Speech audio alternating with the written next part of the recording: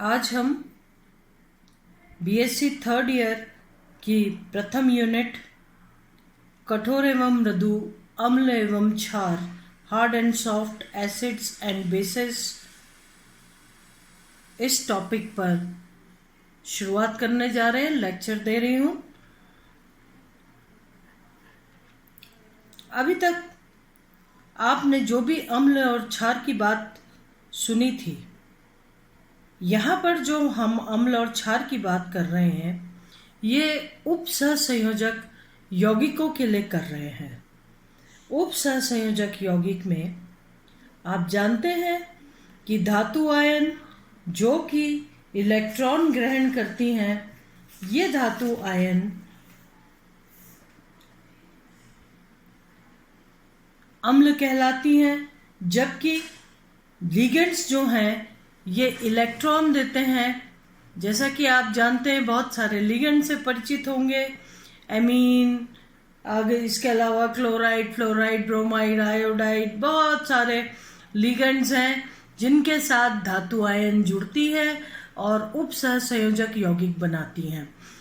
इस तरीके से चूंकि धातु आयन इलेक्ट्रॉन्स ग्रहण करती हैं, इसलिए इसे हम अम्ल कहते हैं, जबकि ligand lone pair of electron या इलेक्ट्रॉन का युग्म धातु आयन को दे करके और यौगिक बनाते हैं, उपसहसंयोजक यौगिक बनाते हैं। इसलिए हम लिगेंड्स को क्षार कहते हैं, क्योंकि वो इलेक्ट्रॉन्स धातु आयन को दे करके स्थायी बंध बनाते हैं। कुछ ligand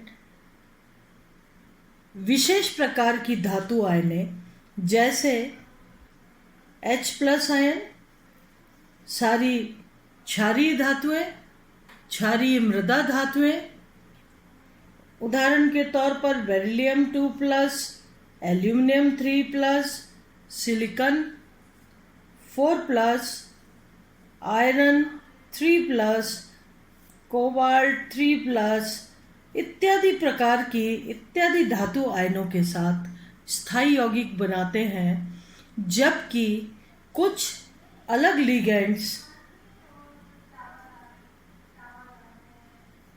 palladium 2+, platinum 2+, silver plus और मरकरी 2+, इस टाइप की धातु आयन जो कि भारी धातुएं होती हैं, उनके साथ स्थायी यौगिक बनाते हैं।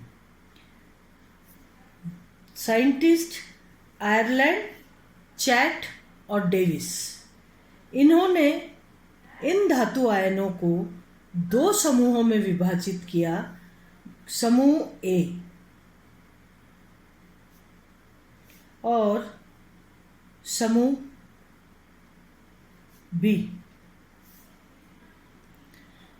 समूह ए में उन धातु आयनों को रखा गया जो कि हल्की होती हैं, उच्च ऑक्सीकरण अवस्था में होती हैं, इनकी ध्रुवण क्षमता जो है बहुत अधिक होती है। ये धातु आयनें हल्की होती हैं, आकार भी इनका छोटा होता है। ये समूह ए में आती हैं। जैसा कि ये धातु आयनें मैंने आपको बताया, जिनका आकार छोटा होता है, उच्च आवेश धनावेश होता है इन पर, इनका घनत्व कम होता है और ये धातु आयनों का पोलराइजिंग पावर बहुत अधिक होता है।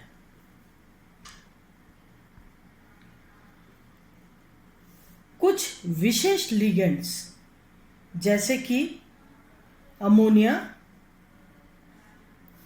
H2O, फ्लोराइड,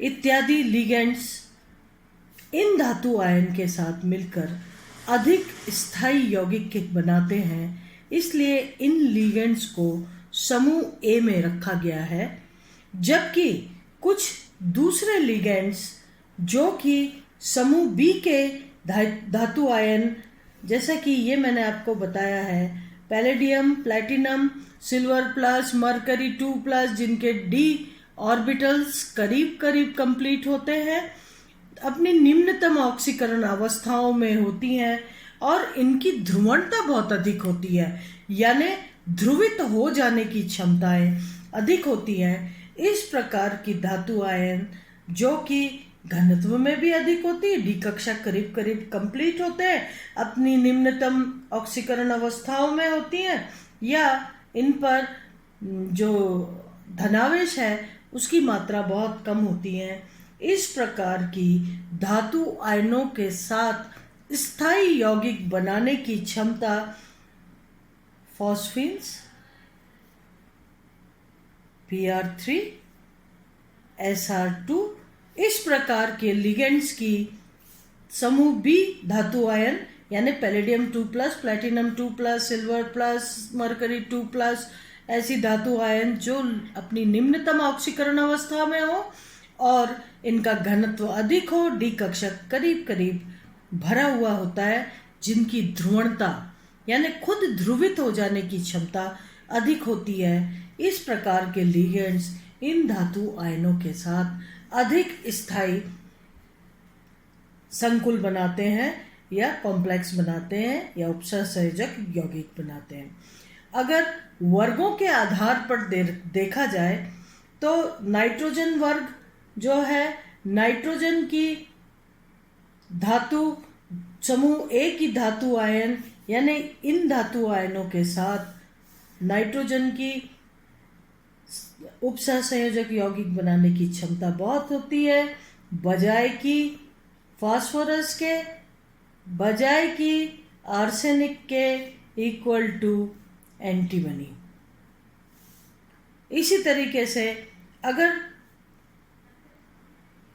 ऑक्सीजन समूह को देखा जाए तो ऑक्सीजन की बहुत अधिक क्षमता होती है सल्फर से, या अधिक क्षमता सल्फर से होती है कि समूह ए की धातु आयनों के साथ स्थायी यौगिक बनाए, बजाय कि सिलीनियम इक्वल टू टेल्यूरियम। यानी ऑक्सीजन की सर्वाधिक क्षमता होती है बजाय कि सल्फर के, बजाय कि सिलीनियम के, और सिलीनियम और टेल्यूरियम की क्षमता करीब करीब समान होती है कि वो समूह ए की धातु आयनों के साथ स्थायी यौगिक बनाए। इसी प्रकार से अगर फ्लोरीन समूह या हैलोजन समूह को देखा जाए तो हैलोजन समूह में फ्लोरीन की अधिक क्षमता होती है समूह ए के धातु आयनों के साथ स्थायी यौगिक बनाने की, बजाय कि क्लोरीन के, बजाय कि ब्रोमीन के, बजाय कि आयोडीन के। नाइट्रोजन समूह, then phosphorus, then arsenic, then antimony. Antimony oxygen, sulphur, selenium equal to tellurium. अगर हम उन लिगेंड्स की तरफ देखें जो कि समूह बी की धातु आयनों के साथ अधिक स्थायी यौगिक बनाती हैं, यदि वर्ग के रूप में वर्ग को देखा जाए तो एक वर्ग में नाइट्रोजन समूह में नाइट्रोजन की सबसे कम क्षमता होती है, बजाय कि फास्फोरस के, बजाय कि आर्सेनिक के, बजाय कि एंटीमनी के।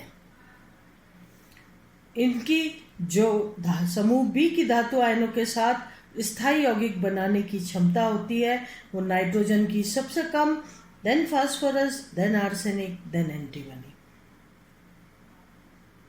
अगर ऑक्सीजन समूह में देखा जाए तो ऑक्सीजन की क्षमता बहुत कम होती है समूह बी की धातु आयनों के साथ स्थायी यौगिक बनाने की, बजाय कि सल्फर, बजाय कि सिलीनियम, बजाय, और selenium is equal to tellurium. यानी सिलीनियम और टेल्यूरियम की जो क्षमता है समूह बी की धातु आयनों के साथ स्थायी यौगिक बनाने की, वो टेल्यूरियम के करीब करीब बराबर है। यदि हैलोजन समूह में देखा जाए तो फ्लोरीन की क्षमता कम है बजाय क्लोरीन के, बजाय ब्रोमीन के, बजाय आयोडीन की। यानी आयोडीन की समूह बी की धातु आयनों के साथ स्थायी यौगिक बनाने की क्षमता सर्वाधिक है। उससे कम ब्रोमीन की है, उससे कम क्लोरीन की, और फ्लोरीन की समूह बी के धातु आयनों के साथ स्थायी यौगिक बनाने की क्षमताएं सबसे कम है। उसी तरीके से अगर ऑक्सीजन समूह में देखा जाए तो टेल्यूरियम और सिलीनियम की क्षमता समूह बी की धातु आयनों के साथ स्थायी यौगिक बनाने की सर्वाधिक है, उससे कम सल्फर की है और सबसे कम ऑक्सीजन की है।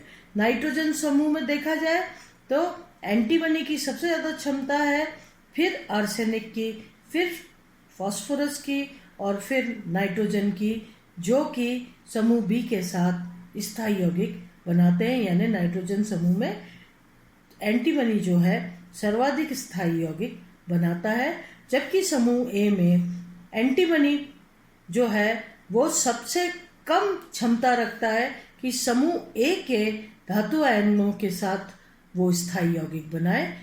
समूह ए की धातु आयनों के साथ स्थायी यौगिक बनाने की क्षमता नाइट्रोजन की सर्वाधिक होती है, then phosphorus, then arsenic, then antimony.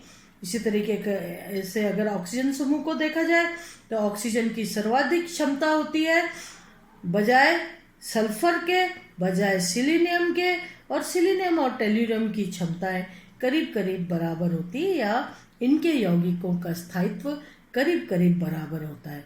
अगर हैलोजन समूह में देखा जाए तो फ्लोरीन सर्वाधिक स्थायी यौगिक बनाता है समूह ए के धातु आयनों के साथ, बजाय क्लोरीन, बजाय ब्रोमीन एंड आयोडीन। इस तरीके से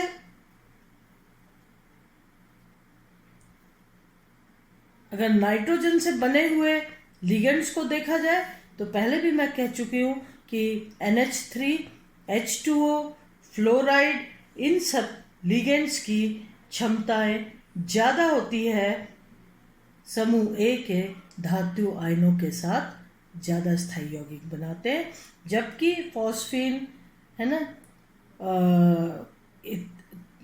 फॉस्फीन है और R3P है, SR2 है, ये सब के सब समूह बी के धातु आयनों के साथ स्थायी यौगिक बनाते हैं। ये जो वर्गीकरण है संकुलों का स्थायित्व के बारे में समझाने में काफ़ी हद तक सफल रहा, लेकिन इसके पश्चात पियर्सन ने कठोर और मृदु अम्ल क्षार सिद्धांत या संकल्पना को एक अलग रूप में समझाया। आज हम यहीं पे लेक्चर पूरा करते हैं। पियर्सन की कठोर तथा मृदु अम्ल क्षार संकल्पना या Pearson's hard and soft acid base concept और पियर्सन्स HSAB कॉन्सेप्ट हम कल की क्लास में डिस्कस करेंगे। धन्यवाद।